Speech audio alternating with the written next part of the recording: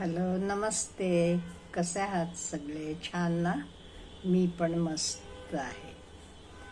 आज आपण स्वतःला अपग्रेड कसं करायचं ह्याच्याबद्दल थोडंसं बोलूया.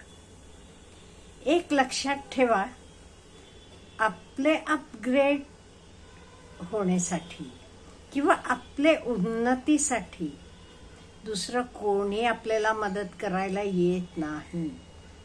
आपलं अपग्रेडेशन, आपली उन्नती, आपलं चांगलं व्हायला पाहिजे ते आपल्याला स्वतःला काम करायला पाहिजे.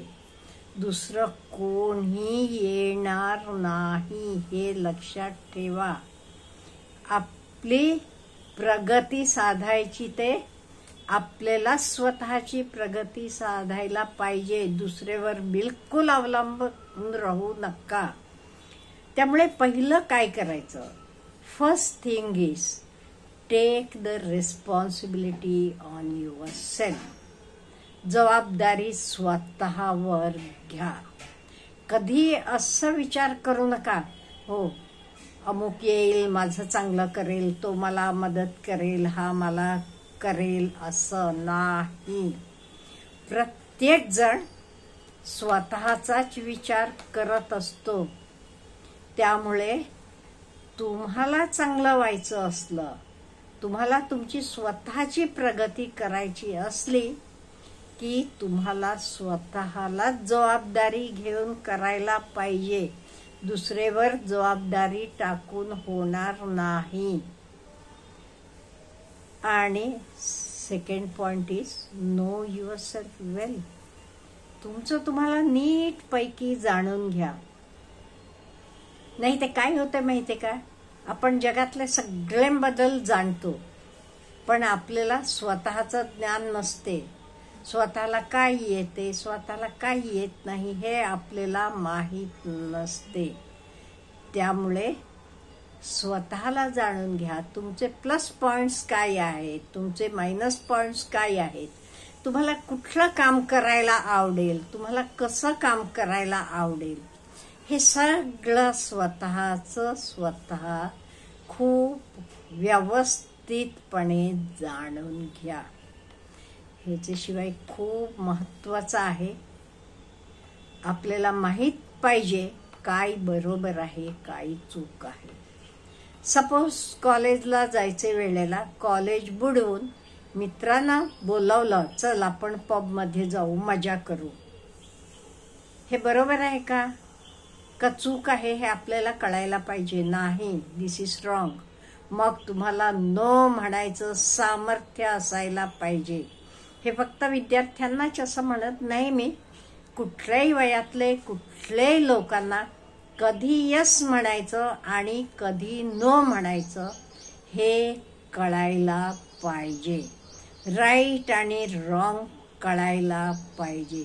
हे माझ्यासाठी चांगलं का, हे माझ्यासाठी चांगलं नाही, काय चांगलं काय वाईट, हे सगळ्याची स्वतःची स्वतःला आपल्याला नॉलेज असणं महत्वाचं आहे.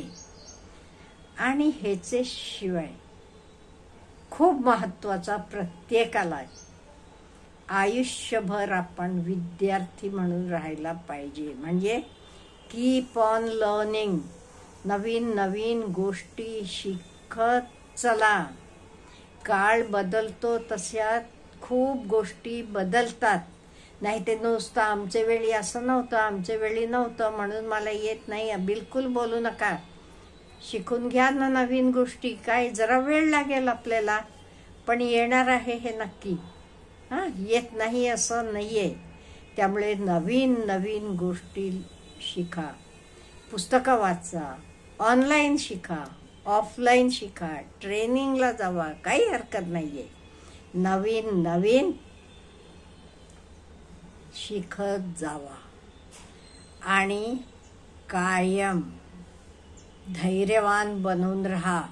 ऑफिसमध्ये असू देत, घरी असू देत, विद्यार्थी असाल तर कॉलेजमध्ये असू देत, व्यवस्थित का, म्हणजे तुमचं तुम्हाला कळायला पाहिजे हे माझं आयुष्य आहे, मला हवं तसं मी हे जगणार आहे.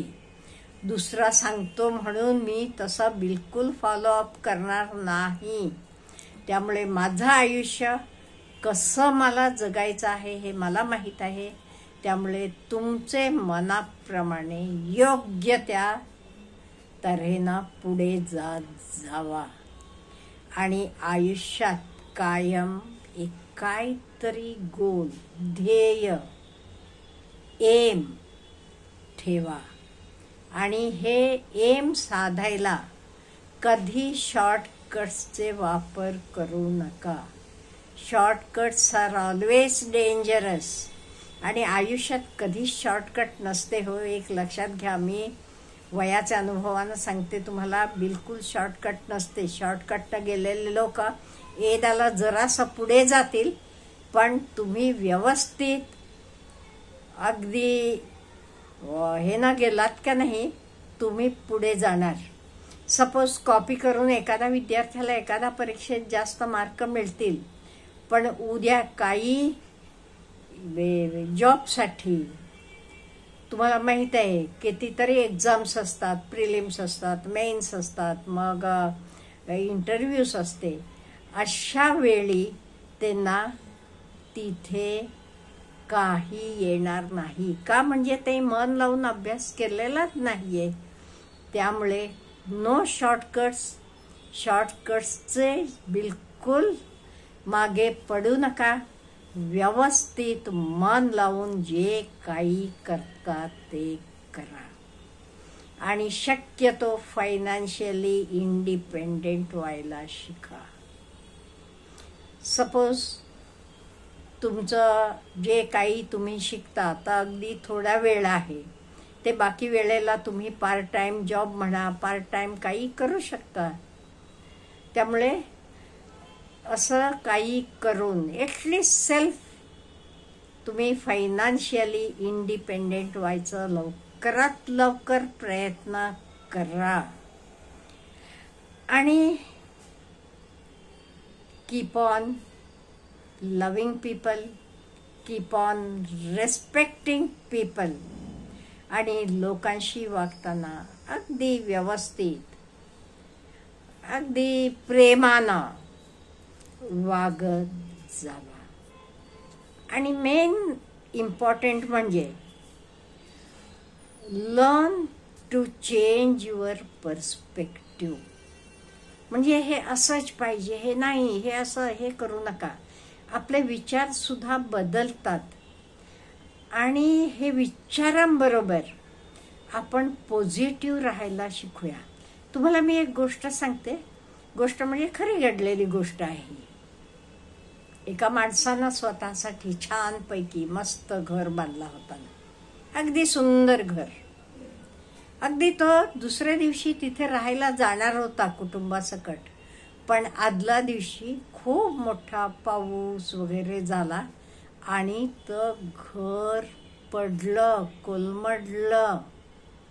सगळे लोक म्हणायला लागले, एवढे लाख रुपये खर्च केलास आणि घर बघ पडलं. तो माणूस म्हणाला, नाहीये, मी खुश आहे. का? उद्या मी राहायला जाणार होतो तिथे.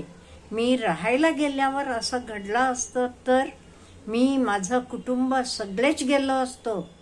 आता काय, पैसे गेले, घर मी परत बांधू शकतो, पैसे मी परत मिळवू शकतो. आमचे जीव जायचे ते मी परत मिळवू शकलो असतो का? नाही.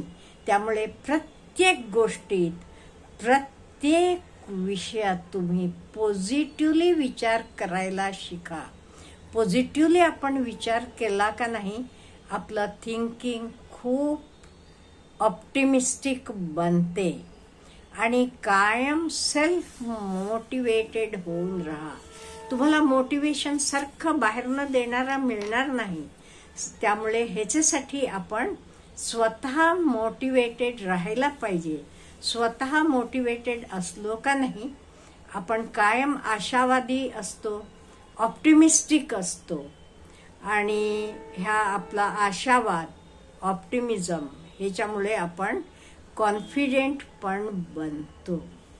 त्यामुळे ह्या स्टेप्स आपण वापरल्या ते नक्की आपण आयुष्यात वर वर असं चढत जाऊ आणि आपली प्रगती होणार आहे हे नक्की. अच्छा, हॅव ए गुड डे.